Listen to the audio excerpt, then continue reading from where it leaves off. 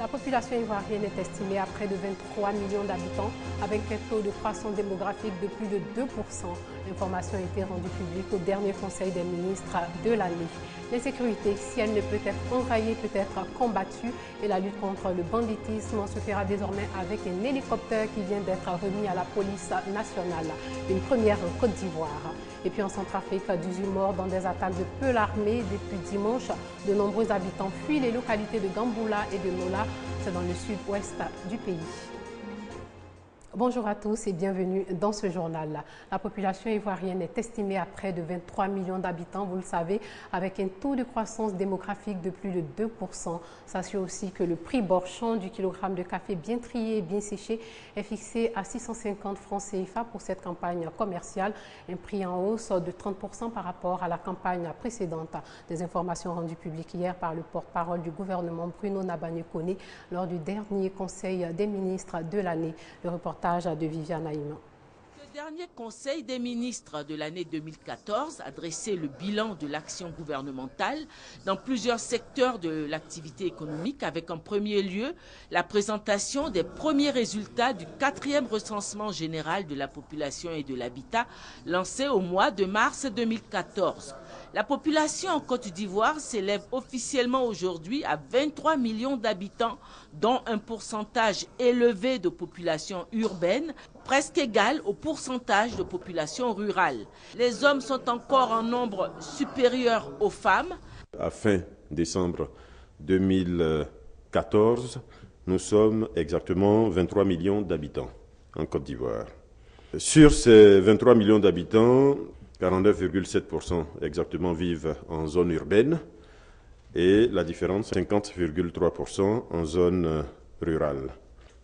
Notre population comprend 51,7% d'hommes contre 48,3% de femmes.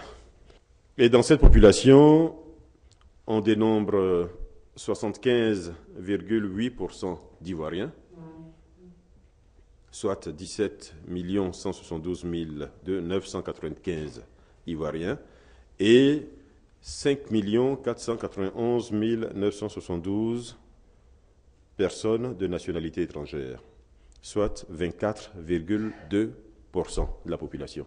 Donc la Côte d'Ivoire continue d'être un gros pays d'immigration, un pays qui attire des personnes venant d'autres pays.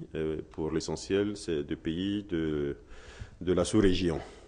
S'agissant des différents bilans de l'action gouvernementale au terme de 2014, le Conseil des ministres a fait l'état du niveau d'endettement actuel de la Côte d'Ivoire. Le pays est-il surendetté du fait des nombreuses réalisations entreprises par le gouvernement? À la date d'aujourd'hui, nous sommes à un endettement qui est de 7 804 milliards de francs CFA. Nous sommes à 45,8% de taux d'endettement, donc du ratio dette sur PIB, qui est un ratio extrêmement important. C'est celui que tout le monde regarde principalement. Ce ratio, en 2011, il était à 72,6%.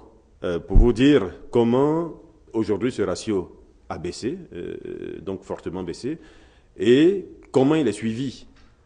Comment il est suivi de façon très attentionnée par le gouvernement pour faire en sorte justement que nous ne retombons plus dans les erreurs du passé. Je dois dire aussi que le seuil de convergence au niveau de l'UMOA concernant ce ratio est de 70%.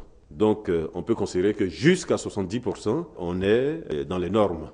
Toujours au chapitre des bilans, les revenus distribués aux paysans au cours de l'année 2014 dans la filière cacao ont connu une nette augmentation, 1 309 milliards de francs contre 1 041 milliards de francs en 2013.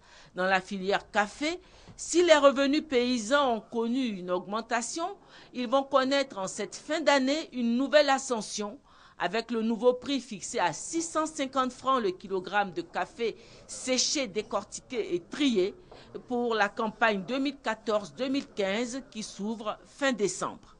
Un bilan des activités du secteur minier, à l'exception des produits pétroliers, révèle le dynamisme de ce secteur. En effet, en l'espace de 2 années, 300 milliards de francs de revenus ont pu être tirés de ce secteur. Par ailleurs, les tarifs du pont à péage Henri Konan-Bédié sont connus. Ils varient de 500 à 3 000 francs CFA. 500 francs CFA par passage pour les véhicules de tourisme, 1 500 francs CFA par passage pour les véhicules de transport et 3 000 francs CFA par passage pour les poids lourds. Les autorités ivoiriennes mettent les bouchées doubles pour assurer la sécurité des populations. La police nationale obtient son premier hélicoptère, ce qui va renforcer sa capacité opérationnelle et sa mobilité. L'appareil a été offert hier par le Conseil national de la sécurité. Il faut noter que cet équipement de pointe va servir à la gendarmerie, à l'armée et aux sapeurs-pompiers militaires en cas de nécessité. L'hélicoptère a été réceptionné par le ministre d'État, ministre de l'Intérieur et de la Sécurité, Ahmed Bakayoko. Abou Sanogo pour en parler. La police nationale de Côte d'Ivoire a désormais son premier hélicoptère. C'est un appareil neuf de marque Dauphin de 10 places. Il va permettre à la police nationale de faire son travail dans les airs et sur l'ensemble du territoire. En somme, accroître sa capacité de mobilité. Son acquisition répond au souci du président de la République Alassane Ouattara de renforcer les capacités opérationnelles de la police nationale. Un don du Conseil national de sécurité qui s'inscrit dans le cadre de la réforme du système de sécurité en Côte d'Ivoire. L'efficacité de nos forces de sécurité ne se mesure pas seulement au plan de ses effectifs, mais aussi par l'organisation, les équipements, l'entraînement et les capacités opérationnelles. Le ministre d'État, ministre de l'Intérieur et de la Sécurité, Ahmed Bakayoko, a demandé aux forces de police d'en faire un bon usage en synergie avec les forces de la gendarmerie nationale et des forces républicaines de Côte d'Ivoire. Il a également invité la police à redoubler d'ardeur dans la sécurisation des biens et des personnes sur l'ensemble du territoire national. C'est un outil de la Côte d'Ivoire.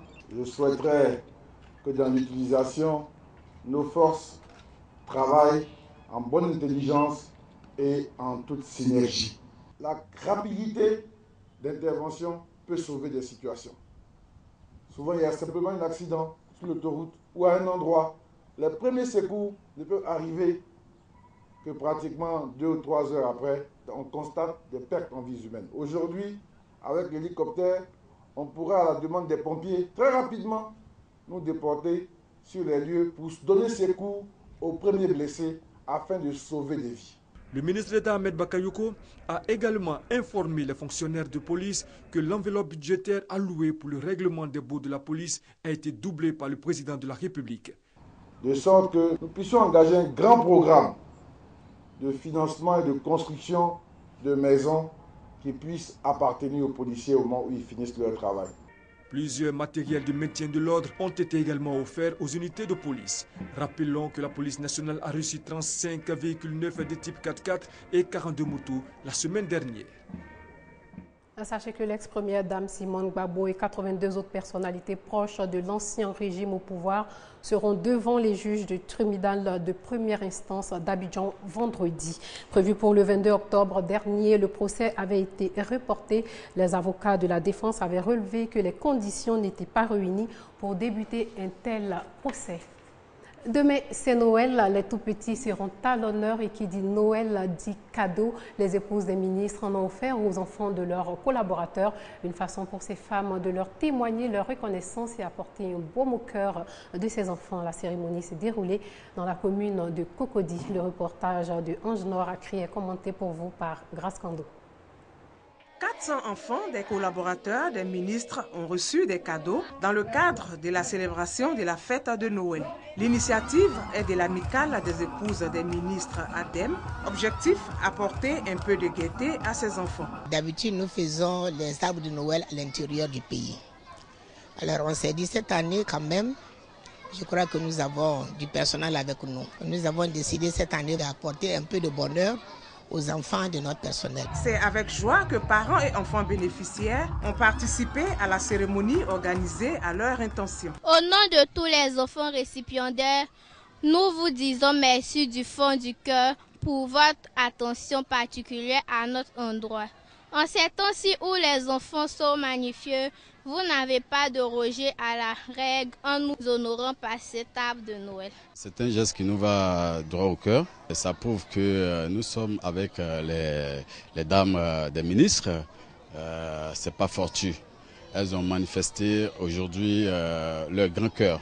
Et cela nous touche profondément. Au menu de cette célébration, des jeux concours, des chants et des danses pour égayer le public présent. L'amicale des épouses des ministres, ADEM, n'est pas à sa première action. Elle a déjà mené plusieurs activités en faveur des enfants et des couches défavorisées.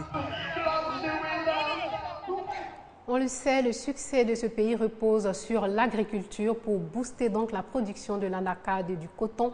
Le Conseil du coton et de l'anacarde forme les producteurs aux bonnes pratiques agricoles. Soro Corona et Kader Sodogo. Pour garantir la durabilité de la culture de l'anacarde, améliorer la productivité et les revenus des producteurs, le gouvernement ivoirien a opéré des réformes dans cette filière. Réformes qui interviennent au niveau des bonnes pratiques de récolte et post-récolte et des techniques culturelles. La réussite de ces réformes dépend de la qualité et des compétences des producteurs. C'est dans cette vision que le Conseil du coton et de l'anacarde, le FICA et l'ANADER ont décidé de former les conseillers agricoles. Il s'agira ici d'une formation qui va porter sur des éléments tels que comment récolter l'anacarde, comment sécher l'anacarde et comment le stocker pour pouvoir mieux faire la commercialisation. Il y aura des formations théoriques en salle et ensuite il y aura des formations sur le terrain pour permettre aux apprenants de mettre la main à la pâte. Les conseillers agricoles ont reçu des rudiments pour la vulgarisation des variétés améliorées mises en place par le CNRA. Avec les feux de brousse qui dévastent souvent des vergers, des techniques de création de pare-feu étaient au centre de la formation pratique. Nous sommes avec les agents sur le terrain pour leur expliquer comment arriver à aider les producteurs à prendre la bonne décision pour améliorer leur production. Ces formations théoriques et pratiques ont également permis aux participants d'avoir des notions sur l'espacement des plants afin d'avoir une bonne production à l'hectare. Les ateliers de formation se sont déroulés dans 5 zones de production de l'anacarde en Côte d'Ivoire, à savoir Boaké, Korogo, Boaflé, Bondoukou et Touba. La justice burkinabé a été saisie pour la réouverture du dossier Norbert Zongo, journaliste burkinabé assassiné en 1998 sous le régime de l'ex-président Blaise Compaoré et dont le meurtre ne fut jamais élucidé. Norbert Zongo a été tué alors qu'il enquêtait sur le meurtre de David Ouedraogo, le chauffeur de François Compaoré, frère cadet de Blaise Compaoré. Et puis 18 personnes ont été tuées en Centrafrique dans des attaques perpétrées par des peuls armés à Gamboula, dans le sud-ouest du pays. Des affrontements étaient toujours en cours hier entre les assaillants et les anti-Balaka qui sont intervenus en représailles. Les peuls sont majoritairement musulmans, tandis que les anti-Balaka sont pour la plupart chrétiens. 3 forces internationales sont déployées dans le pays pour tenter de le stabiliser, c'est-à-dire à Sangaris, MINUSCA et EFOR RCA. Avant de nous dire au revoir, sachez aussi que George W. Bush, père, a été hospitalisé à Houston suite à des difficultés respiratoires. Voilà, c'est tout pour ce midi. Vous aurez d'autres informations à 19h30. Portez-vous bien. Je vous retrouve demain.